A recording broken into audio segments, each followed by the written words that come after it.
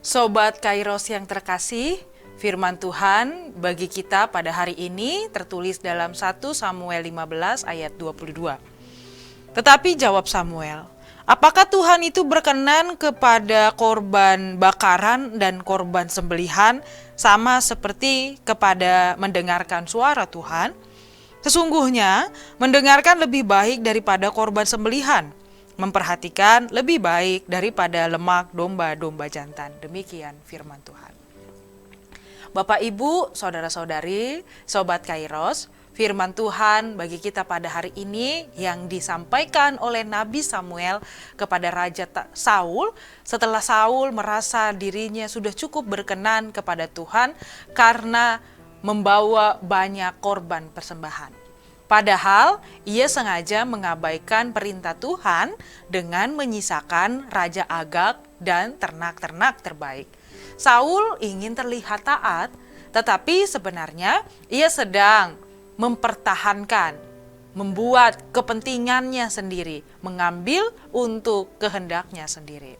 Dalam keadaan yang berpura-pura demikian, Samuel mengetahui dan Samuel menegur Saul bahwa ia mengingatkan Allah mengetahui kedalaman hati dan niat manusia. Maka ia menyatakan, mengapa mendengarkan lebih baik daripada korban? Ini juga menjadi pesan bagi kita pada hari ini. Terkadang kita lupa juga ketika kita boleh diingatkan hari ini. Seperti Saul, bahwa terkadang persembahan yang diberikan adalah suatu ingatan sebagian daripada ragam atau banyaknya kasih Tuhan yang menyertai kita. Namun, meskipun hanya sebagian kita memberikan persembahan berupa apa yang boleh kita berikan, tetapi terkadang sikap kita seolah-olah sudah membayar lunas atau mungkin berlebih-lebih atas semua yang boleh diterima. Dan hari ini kita diingatkan, sesungguhnya mempersembahkan korban hanya meminta kita memberikan sebagian dari apa yang kita miliki. Kita masih dapat menyimpan banyak hal untuk diri sendiri. Banyak kasih setia Allah yang kita nikmati, yang bukan bisa dihitung dari nominal uang saja. Namun ketika Tuhan mengajak kita melihat dan mendengar Dia, itulah yang menjadi pesan yang menuntun kita untuk setia kepadanya.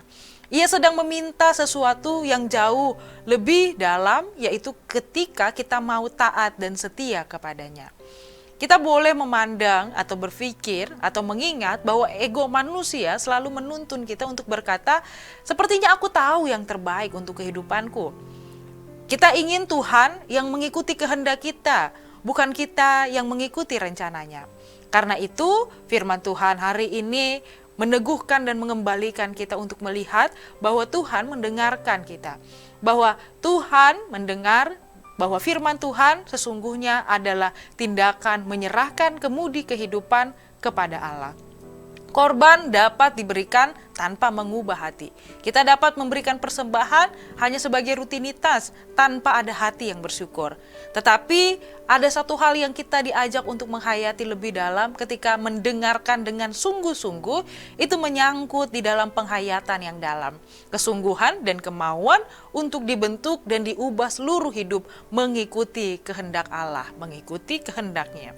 Samuel tidak hanya mengatakan mendengarkan, tapi juga lebih dalam ia mengatakan yaitu memperhatikan. Dan ada perbedaan makna yang besar di antara keduanya. Seperti banyak orang yang mendengar suara tetapi tidak memperhatikan isinya. Tidak tahu, banyak orang mendengar panggilan tapi tidak tahu apa isi dari panggilan pesan yang harus disampaikan.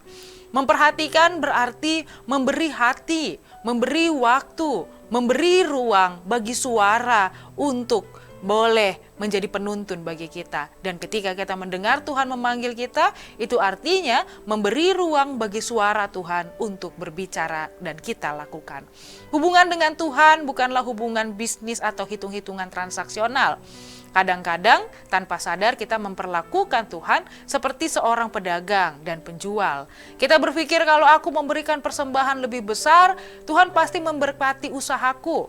Kalau aku rajin melayani, Tuhan pasti mengabulkan semua keinginanku.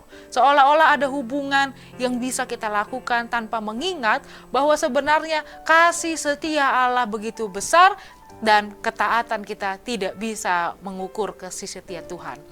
Hubungan yang kita boleh sampaikan, yang menghitung-hitung demikian, itu boleh digambarkan sebagai hubungan transaksi. Namun kita diingatkan bahwa hubungan dengan Tuhan adalah bagaimana kita mengingat Tuhan teramat dalam kesetiaan dan kasih kepada kita. Saul adalah contoh orang yang tampak rohani, tapi sebenarnya licik terhadap Tuhan, terhadap sikap dan perbuatannya. Ia berkata bahwa ternak terbaik disimpan untuk dipersembahkan kepada Tuhan, yang kalimat ini terdengar saleh, tapi sebenarnya hanya alasan untuk membenarkan ketidaktaatannya. Karena itu kita diajak untuk merenungkan. Pertanyaannya bukanlah berapa banyak yang sudah aku persembahkan kepada Tuhan. Tentu memberikan persembahan adalah sesuatu hal yang sangat baik yang menuntun kita untuk boleh bermurah hati. Namun pertanyaan yang lebih dalam adalah apakah kita sungguh-sungguh hidup di dalam rasa syukur, mendengarkan panggilan dan menaati suaranya. Dan pada akhirnya kita boleh diingatkan, Tuhan tidak mencari orang yang paling banyak memberi sikap yang baik. Tetapi Tuhan lebih dalam melihat kedalaman hati kita untuk kita mau sungguh-sungguh datang kepadanya di dalam pengorbanan, kerelaan, dan ketaatan. Persembahan terbesar bukanlah tentang uang saja, melainkan hati yang berkata setiap hari, Tuhan, bukan kehendakku, tetapi kehendak-Mu yang jadi. Sobat Kairos, kiranya setiap ibadah, pelayanan, doa, dan persembahan yang kita bawa lahir dari hati yang tulus, hati yang mendengarkan, dan hati yang intim dengan Tuhan. Sebab hanya hati seperti itulah yang berkenan di hadapannya. Amin. Selamat beraktivitas Sobat Kairos. Tuhan memberkati. Shalom.